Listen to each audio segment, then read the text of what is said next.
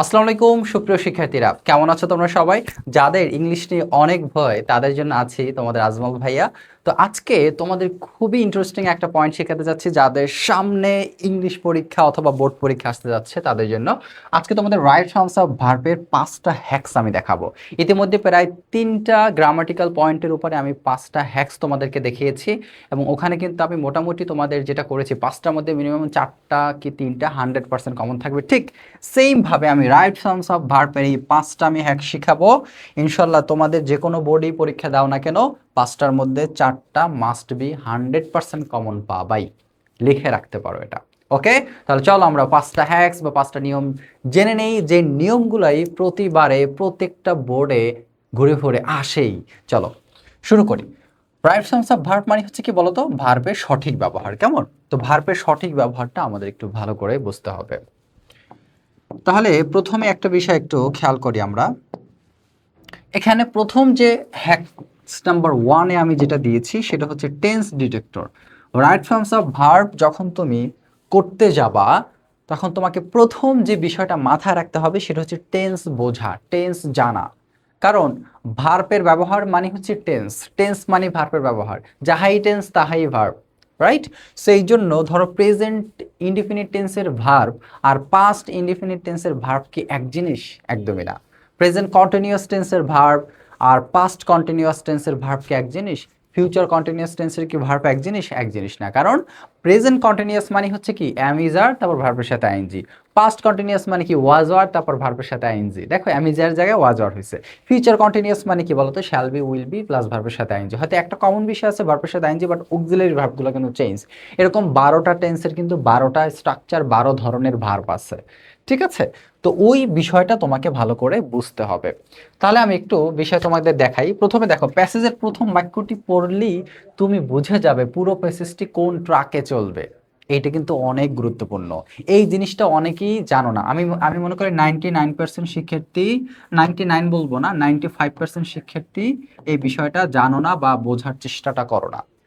দেখবা যখন তুমি একটা রাইট ফর্মস অফ ভার্ব, তো প্যাসেজ আকার আসে তোমাদের, তাই না? প্যাসেজটা পুরোটা পড়বা ভালো করে। পড়ার পরে তুমি অর্থটা বোঝার চেষ্টা করবে এটা কি বলছে।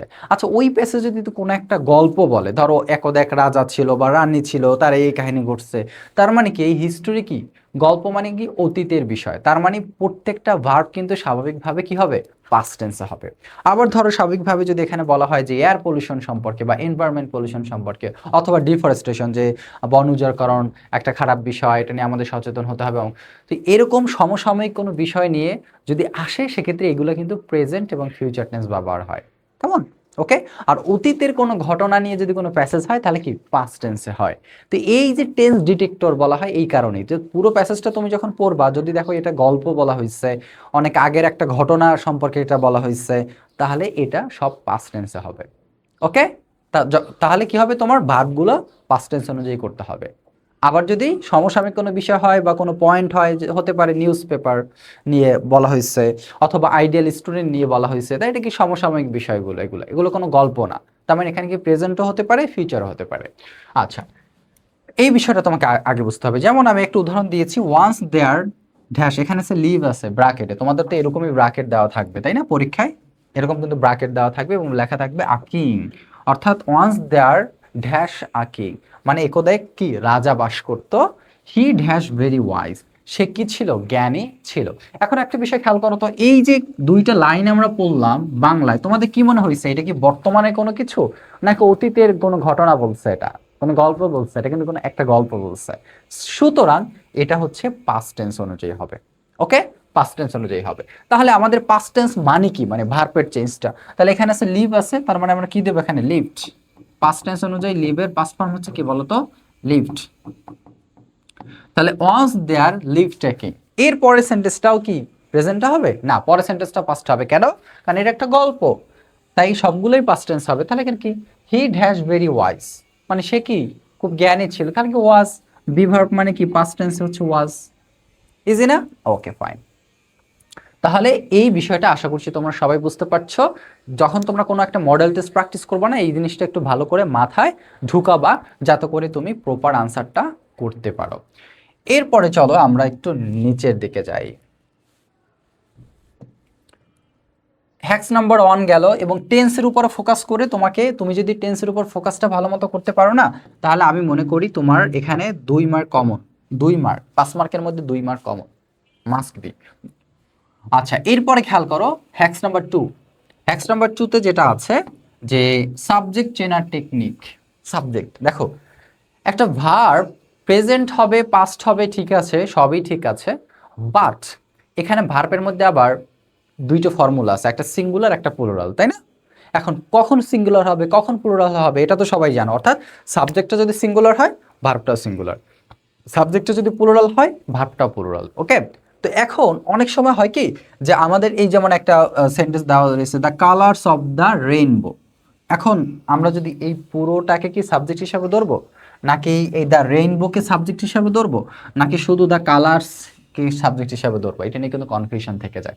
এখন ধরো তুমি যদি রেইনবোকে সাবজেক্ট হিসাবে ধরো তাহলে কি হবে, the colours of the rainbow is beautiful হবে, ইজ হবে। আবার যদি তুমি দ্য কালার্সকে সাবজেক্ট হিসাবে ধরো তাহলে তাহলে কিন্তু আর হবে, কি হবে, আর হবে। কেন আর হবে? কারণ দ্য রেইনবো মানে বৃষ্টি, বৃষ্টি তো গোনা যায়, মাপা যায়, এটা মানে সিঙ্গুলার, যেমন নিউজ পেপার সিঙ্গুলার, এরকম।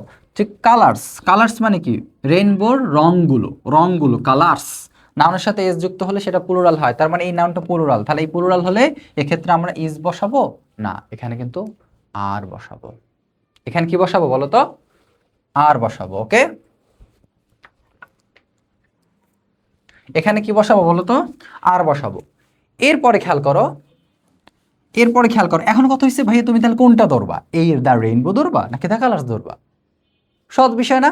আচ্ছা, এখানে একটা ফর্মুলা আছে, এখানে ফর্মুলাটা কি দেখবা, ভার্বের আগে যখন একটা ফ্রেজ বসবে, ওকে, এই ফ্রেজের মাঝখানে যদি প্রিপজিশন আসে, কি আসে, প্রিপজিশন আসে, তার প্রিপজিশনের আগের যে ওয়ার্ডটা আছে সেই ওয়ার্ডটা সাবজেক্ট হিসাবে ধরতে হবে। ওকে, যেমন এখানে বলছে সাবজেক্ট, প্রথমে সাবজেক্ট থাকবে, তারপর একটা প্রিপজিশন থাকবে, তারপর এক্সট্রা ইনফো, মানে এটা এই দ্য রেইনবো এটাকে এক্সট্রা ইনফো বলা হয়েছে, এটাকে সাবজেক্ট বলা হয়েছে। সাবজেক্ট আমরা কিভাবে ধরবো, অর্থাৎ এখানে একটা ফ্রেজের মতো আছে, তাই না, তার এইটা একটা হচ্ছে কি প্রিপজিশন অফ, তার মানে প্রিপজিশনের আগে যে ওয়ার্ডটা আছে এইটাকে আমরা সাবজেক্ট হিসাবে ধরে এই অনুযায়ী মূলত ভার্বটা বসাবো। তাহলে এইটা কি প্লুরাল, তার মানে এখানে আর হবে। ওকে, তার মানে এই বিষয়টা কিন্তু তোমাদের এখান থেকেও আমি 100% গ্যারান্টি দিতে পারি, 1 mark common, 1 mark, 1 mark common. Just এই ট্রিক্স গুলো একটু ভালো করে ফলো করো না, দেখবা তুমি খুব ইজি ওয়েতে কিন্তু আনসার করতে পারবা। হ্যাঁ, তো এটা আমরা দেখলাম। এখন আমরা যাব নিচের দিকে।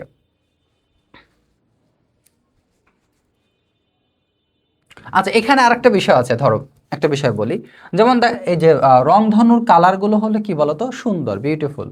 তাহলে এখন এটা যদি, এটা তো স্বাভাবিকভাবে প্রেজেন্ট হবে, যদি পাস্ট বুঝাইতো তাহলে কিন্তু কি হইতো, ওয়ার হইতো। কেন ওয়ার হইতো, তাহলে তা কালার, এটা কিন্তু প্লুরাল, কিন্তু এই সেন্টেন্সের এই অনুযায়ী, অর্থ অনুযায়ী তোমার হচ্ছে আর হবে, কারণ এটা প্রেজেন্ট বুঝাইছে, বর্তমান, এটা কোনো অতীতের গল্প বোঝায় না। হ্যাক্স নাম্বার আমরা তাহলে 3 মার্ক কমন পেয়ে গেলাম, তাই না, 5-এর মধ্যে 3 কমন। ওকে, এইবার আসা আমরা হ্যাক্স নাম্বার 3, এটাও আমি 100% গ্যারান্টি দিতে পারি, এই হ্যাক্স নাম্বার 3 অর্থাৎ পেসিভ ভয়েস, এটা দিয়েও তোমাদের প্রশ্ন মাস্ট বি থাকবেই একটা প্যাসেজের মধ্যে, রাইট ফ্রম সাবভার্বে। দেখো এখানে পেসিভ ভয়েসটা কিভাবে তুমি ধরবা, অর্থাৎ ভার্বটা পেসিভ কিভাবে হয়। যেমন আমরা জানি ভার্ব যদি সাবজেক্টের কাজ না করে, অর্থাৎ সাবজেক্ট যদি ভার্বের কাজ না করে, অন্য কেউ করে, তাহলে সেক্ষেত্রে কিন্তু পেসিভ হয়। পেসিভ মানে মেইন ভার্বের সাথে পাস্ট পার্টিসিপল হয়। একটু হিজিবিজি লাগতেছে, তাই না? আমি একটু সহজ করে দিচ্ছি তোমাদের। খেয়াল করো, এখানে অক্সিলারি ভার্ব আছে, অক্সিলারি ভার্ব যা ধরো অ্যাম, ইজ, আর, ওয়াজ, ওয়ার, তারপর ভার্বের ভিথির ফর্ম পাস্ট পার্টিসিপল, এটা হচ্ছে মূলত বা পেসিভ মানে হচ্ছে ভার্বের পাস্ট পার্টিসিপল ফর্ম, এবং এর আগে অক্সিলারি ভার্ব হবে অ্যাম, ইজ, আর, ওয়াজ, ওয়ার এগুলো। তাহলে কারণ আমরা জানি এম এর পরে যে ভার্বটা হয় সেটার সাথে কিন্তু আইএনজি যুক্ত হয়, তাই না? আইএনজি, আই অ্যাম প্লেয়িং মানে আমি কি করছি বলো তো, খেলা করছি। কিন্তু আই অ্যাম, এখানে কিন্তু আই মানে কি, আমি খেলা করছি, তাহলে এই খেলাটা কি করছে, আমি, এটা কি সাবজেক্ট, তার মানে সাবজেক্ট কিন্তু এই ভার্বের কাজটা করছে, সাবজেক্ট কি করছে, এই ভার্বের কাজটা করেছে। সুতরাং আমরা কি করব, আমরা কি করব, এটা কিন্তু পেসিভ না, এটা পেসিভ বলতে পারবো না, এটা অ্যাক্টিভ। কেন অ্যাক্টিভ? কারণ ভার্বটা সাবজেক্টের কাজ করছে, সাবজেক্ট ভার্বের কাজ করছে। কিন্তু যখন এমন একটা সাবজেক্ট থাকবে যেটার সাথে ভার্বের কোনো সম্পর্ক বলতে মানে ভার্বের কাজটা করে না, তখন সেটা হবে পেসিভ। যেমন এখানে একটা আছে, দেখো দ্য বুক ড্যাশ, এখানে রাইট বলা আছে ইন 1950। দেখো বইটি হচ্ছে 1950 সালে লেখা হয়েছিল। এখন একটা বিষয় খেয়াল করো, এখানে কিন্তু দুইটা বিষয় তোমাকে খেয়াল করতে হবে। ব্র্যাকেটে রাইট দিছে, তাই না? এখন তুমি এখানে কি দেবা, এটা কি বুঝাইছে দেখো, এখানে সাবজেক্ট কে ভাই? The book. Verb K? Right. এখন বই কি নিজে নিজে নিজেকে লিখতে পারে না, বই কিন্তু অন্য কাউকে লেখায়। তার মানে কি এই সাবজেক্ট কিন্তু রাইট, লেখার কাজটা কিন্তু সাবজেক্ট করেনি, অন্য কেউ করছে। সুতরাং এটা কিন্তু পেসিভ। এটা কি? পেসিভ। তাহলে আমরা একটা জিনিস খুব ভালো মতো বোঝার চেষ্টাটা করি, সেটা হচ্ছে যখন এটা পেসিভ হয়েছে তখন আমরা মূল ভার্বের পাস্ট পার্টিসিপল ফর্ম দেবো। তাহলে রাইটের পাস্ট পার্টিসিপল ফর্ম হচ্ছে কি? রিটেন। এখন এখানে আরো একটা ফ্যাক্ট আছে, এখন রিটেন তো দিব ঠিক আছে, কিন্তু এর আগে কি অ্যাম দিব, ইজ দিব, আর দিব, নাকি ওয়াজ দিব, নাকি ওয়ার দিব? এখন এখন খেয়াল করো, দ্য বুক এটা কি সিঙ্গুলার না? সিঙ্গুলার। ওকে, তাহলে সিঙ্গুলার হলে আমরা কি বসাতে পারি? ইজ বসাবো অথবা ওয়াজ বসাবো, অর্থাৎ প্রেজেন্ট হলে ইজ, পাস্ট হলে ওয়াজ। এখন এই টেন্সটা কি আবার পাস্ট নাকি প্রেজেন্ট, এটাও কিন্তু বুঝতে হবে তোমাকে। দেখো এটা কিন্তু পাস্ট নাকি প্রেজেন্ট, তোমরা একটু কমেন্টে জানাতো সবাই। আচ্ছা আমি বলে দিই, দেখো 1950 এটা কিন্তু কত সাল, যেটা চলে গেছে অতীতে, তাহলে এটা কিন্তু পাস্ট টেন্স। এটা কি টেন্স? Past tense. তাহলে আমরা যেটা দিব, the book was written, the book was the book was written in 1950। এভাবে তোমরা যদি একটু গবেষণা করে করে সলভ করো না, দেখবে তোমাদের জন্য খুব ইজি হয়ে গেছে। তাহলে প্রথমত এটা একটা পেসিভ। আচ্ছা বুক লিখে নেই, সরি। প্রথমত এটা একটা কি বলতো? পেসিভ। এই কারণে হচ্ছে ওয়াজ রাইটিং হয় নাই বা রিটেন রোট হয় নাই, ঠিক আছে? তাহলে এখানে আমি যদি বলি আমি একটা বই লিখেছিলাম 1950 সালে, তাহলে তাহলে কিরকম হবে এটাও একটু বুঝাই দিই। আই রোট, আমি একটি বই লিখেছিলাম। আই রোট আ বুক, আমি একটা কি বই লিখেছিলাম ইন 1950, অর্থাৎ 1950 সালে আমি একটা কি লিখেছিলাম? বই লিখেছিলাম। দেখো এখন কিন্তু রোট হয়েছে। কেন রোট হয়েছে? এখানে কিন্তু রিটেন হয় না, মানে এখানে কিন্তু ভার্বের পাস্ট ফর্ম আছে, পাস্ট পার্টিসিপল ফর্ম হয় নাই। কেন হয় নাই? বিকজ এটা কিন্তু অ্যাক্টিভ। কেন? কারণ এই সাবজেক্ট আই রোট, এই লেখার কাজটা কি সাবজেক্ট নিজেই করছে।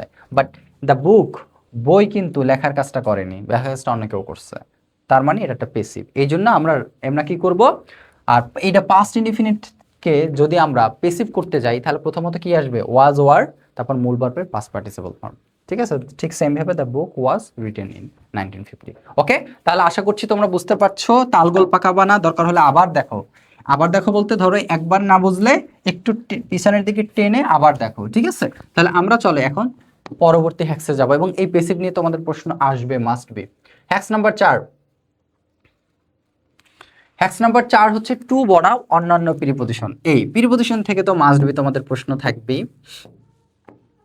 এখানেও কিছু ফর্মুলা আছে। টু বনাম অন্যান্য প্রিপজিশন, খেয়াল করো, এটি সবচেয়ে কমন এবং নম্বর তোলার সহজ একটা উপায়। কিরকম?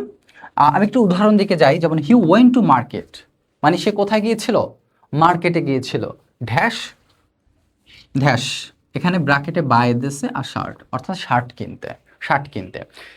একটা কথা সবসময় মনে রাখবা, টু এর সাথে, টু এর পর যদি কোনো ভার্ব আসে, খেয়াল করবা এখানে টু এর পরে ব্র্যাকেট একটা ভার্ব দিছে, তাই না? এখন এই ভার্বটা কি পাস্ট ফর্মে হবে না প্রেজেন্ট ফর্মে হবে, নাকি নাকি হচ্ছে পাস্ট পার্টিসিপল ফর্মে হবে, এইটা হচ্ছে পরের হিসাবে, এটা আমরা দেখবো। কিন্তু আমরা একটা নিয়ম জানতে হবে, টু এর পরে যদি কোনো ভার্ব আসে, ওই ভার্বটা সর্বদা বিয়ন মানে প্রেজেন্ট ফর্মে হয়। কি হয়? প্রেজেন্ট ফর্মে হয়। এটা চিরন্তন সত্য এক কথায়। টু এর পরে যদি কোনো ভার্ব আসে, ওই ভার্বটা সর্বদা প্রেজেন্ট ফর্ম হয়। তার মানে বাই অলরেডি প্রেজেন্ট ফর্ম আছে, তাই যেটা আছে সেটাই হবে to buy. He went market to buy, যেটা আছে সেটাই হবে।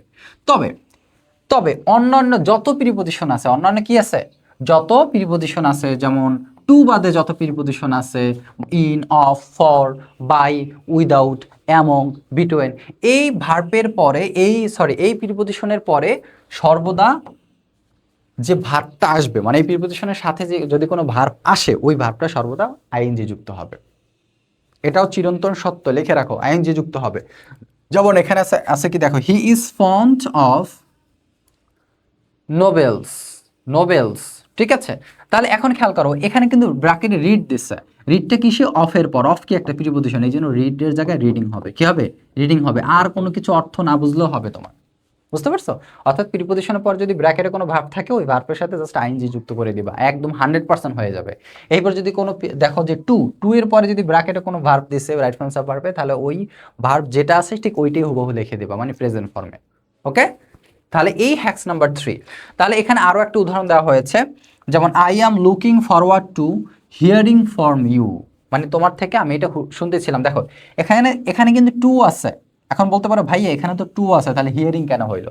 খেয়াল করো এখানে কি বলছে, হি ওয়েন্ট টু, এটা কিন্তু তোমার সরি ওয়েন্ট টু, এই টুটা এখানে কিন্তু এটা একটা টু স্বতন্ত্র প্রিপজিশন হিসাবে বসছে একা, কিন্তু এই টুটা কিন্তু একা স্বতন্ত্র হিসাবে বসে নাই কেন? কারণ এখানে মূলত এই যে ফরওয়ার্ড টু, এইটা হচ্ছে একটা প্রিপজিশন ফরওয়ার্ড টু, ঠিক with a view to, look forward to, ঠিক আছে, ডিউ টু, তাহলে কি with a view to, looking forward to, due to, এই ধরনের যদি ওয়ার্ড থাকে তাহলে ওই পুরোটা হচ্ছে একটা প্রিপজিশন হিসাবে আমরা ধরতে হবে, এবং এরপরে যে ভার্বটা আসবে সেটা অবশ্যই আইনযুক্ত হবে। শুধু টু যদি স্বতন্ত্র হিসাবে বসে, ভালো করে খেয়াল করবা, টু যদি স্বতন্ত্র, এখন বলতে পারো ভাইয়া স্বতন্ত্র কি মানে একক হিসাবে, এখন বলতে পারো ভাইয়া একক কি, এটা অনেকে মাথায় ধরে না ভাই, অটপ কথা, বা টু হলে টু এর পরে সর্বদা ভার্বের প্রেজেন্ট ফর্ম হয়, তবে তবে যদি উইথ এ ভিউ টু হয়, লুকিং ফরওয়ার্ড টু হয়, বা ডিউ টু হয়, এরপরে যদি প্রিপারেশন আসে তাহলে ওই প্রিপারেশনের সাথে আইএনজি হবে, একদম সহজ কথা। আর বাদ বাকি টু এর ক্ষেত্রে ভার্বের প্রেজেন্ট ফর্ম। তাহলে এই তিনটা ডেফিনেশন আমরা শিখলাম, শুধু টু এর পরে ভার্বের প্রেজেন্ট ফর্ম হবে, আবার যত প্রিপজিশন আসে সবগুলোর সাথে যদি ভার্ব আসে সেটা আইনজি যুক্ত ভার্ব হবে, এবং টু থাকবে কিন্তু উইথ এ ভিউ টু, মানে একসাথে যদি হয়, অথবা লুকিং ফরওয়ার্ড টু, বা হচ্ছে তোমার ডিউ টু হয়, তাহলে এরপরেও ভার্বের সাথে আইনজি হবে। তিনটা ফর্মুলা আশা করছি তোমরা বুঝতে পারছো। এরপরে আমরা একটু পিছনের দিকে টেন লাগলে আবার দেখতে পারো। এখন আমরা দেখব হচ্ছে hacks number 5, it's very very important. Okay, hacks number 5টা আমরা একটু ভালো করে দেখব। ওইটাও কিন্তু তোমার মাস্ট বি, এই যে প্রিপজিশন থেকে কিন্তু মাস্ট বি 100% একটা প্রশ্ন আসবেই। মানে আমি যে 5টা হ্যাক শিখাচ্ছি না, তোমাদের তো 10টা অপশন আসবে, 10টার মধ্যে 5টা, মানে 5টা বলতে এই যে ভাগ ধরো একটু আগে প্রিপজিশন থেকে 2-3টা প্রশ্ন কিন্তু তোমার আসতে পারে 10টার মধ্যে, ইনশাল্লাহ 5টা, এই যে 5টা শিখেছি এর মধ্যে তোমরা যে 10টার মধ্যে ঘুরে ফিরে দেখবা 8টাই কমন পড়ছে এখান থেকে। হ্যাক নাম্বার 5, এক বাক্যে 2 ভার্ব উদ্দেশ্য বনাম অবস্থা, এটাও কিন্তু গুরুত্বপূর্ণ, এটাও কি গুরুত্বপূর্ণ। খেয়াল করো যে যদি দেখো একটি সিম্পল সেন্টেন্সে অলরেডি একটা ভার্ব আছে, ব্র্যাকেটে আরেকটা ভার্ব দেওয়া হয়, তাহলে তবে ওই নিচের ট্রিকটি খাটাতে হবে। কিরকম? যদি কাজটির মাধ্যমে কোনো উদ্দেশ্য বোঝায় তাহলে টু প্লাস ভি অন, আর যদি কোনো দৃশ্য বা কাজ চলমান বুঝে তাহলে আইএনজি। এখানে একটা বিষয় আমি একটু বলি যে আই স দ্য বার্ড, আমি দেখেছিলাম একটা পাখি ইন দ্য স্কাই, কোথায়? আকাশে উঠতেছে, মানে উঠতেছে, ওরাটা কি চলমান।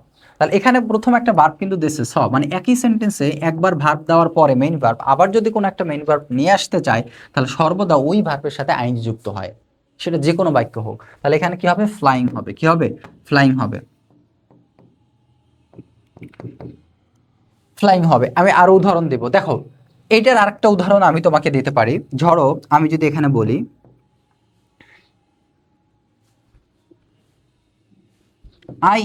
আই এইট, খেয়াল করো, আই এইট রাইস, আমি কি ভাত খেয়েছিলাম, আমি কি ভাত খাচ্ছিলাম, বা আমি খাবার খাচ্ছিলাম। এখানে ব্র্যাকেটে হচ্ছে আমি কি লিখলাম? রান। কি লিখলাম? রান লিখলাম। ভালো করে খেয়াল করবো, রানে বাস।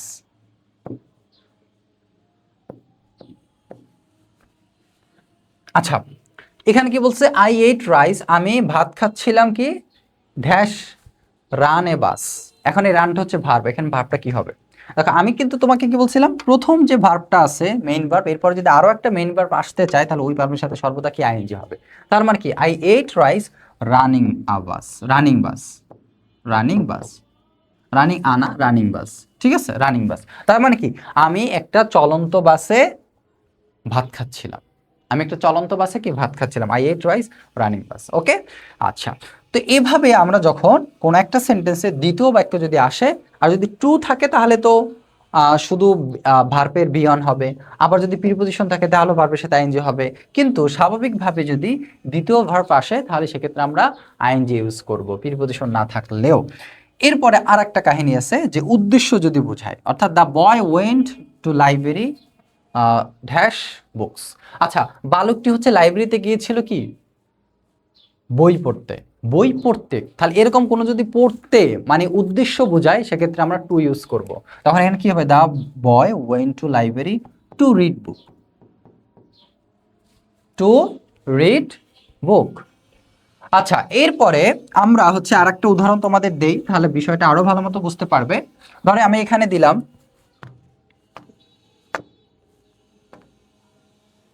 আই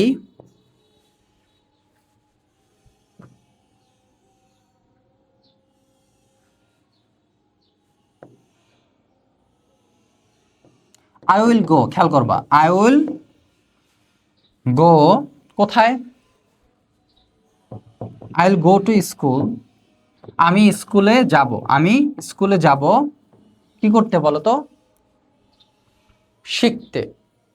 কি করতে যাব, শিখতে। তাহলে এখানে ব্র্যাকেট দিয়া, এখানে ডট ডট দিয়া ব্র্যাকেট দিছে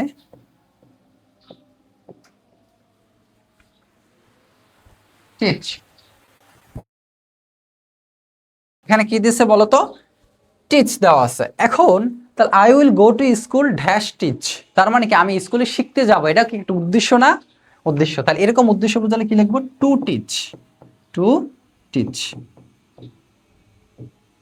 ওকে, তাহলে I will go to school to teach, to, sorry teach না, আমি একটু ভুল করেছি, মানে শেখাতে, আর লার্ন মানে শেখা, লার্ন, লার্ন হবে, এল ই আর, লার্ন হবে। ওকে, অর্থাৎ আমি স্কুলে শিখতে যাব, I will go to school to learn.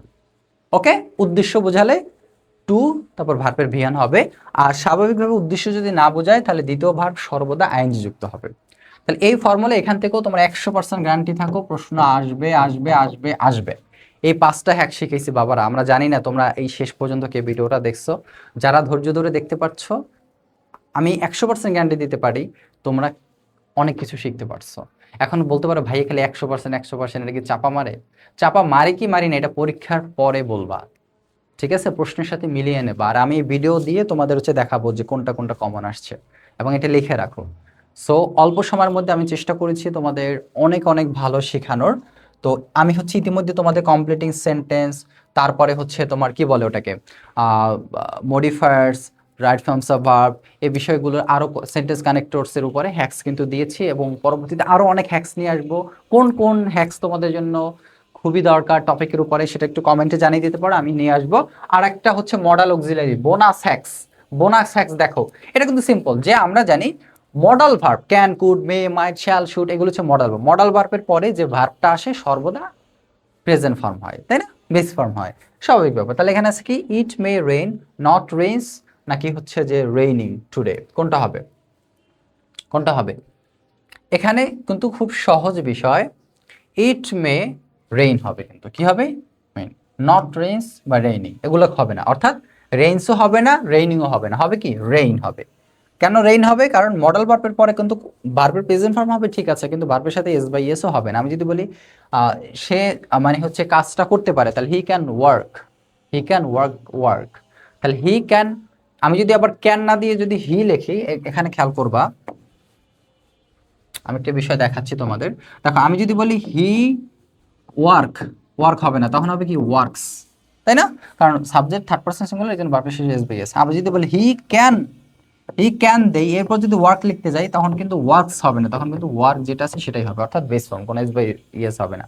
তার মানে মডাল ভার্বের পর যে ভার্বটা হবে এটা একদম যাররা যে ভার্বটা থাকে, কোনো এস বাই এস কিছুই যুক্ত হবে না, বেস ফর্মের যে ভার্বটা সেটা হবে। তো আশা করছি তোমরা এই হ্যাক্স গুলো শিখতে পেরেছো। আর পরবর্তী কোন হ্যাক্স তোমরা চাও সেটা জানিয়ে দেবা, বিডি লাইভ এডুকেশনের সাথে থাকো, ইনশাল্লাহ অনেক কিছু শিখতে পারবা। আমাদের ইউটিউব, তারপর হচ্ছে আমাদের ফেসবুকে প্রতিনিয়ত হচ্ছে এরকম হ্যাক্স, বিভিন্ন টপিক, বিভিন্ন সাবজেক্টের উপরে নিয়ে আসছি আমরা, এবং আমাদের ওয়েবসাইট আছে কিন্তু, সেখানেও তোমরা ভিজিট করতে পারো। তো দেখা হবে পরবর্তী কোনো একটা হ্যাক্স ক্লাসে। আজকে এই পর্যন্তই, সবাই ভালো থাকো, সুস্থ থাকো, আল্লাহ হাফেজ।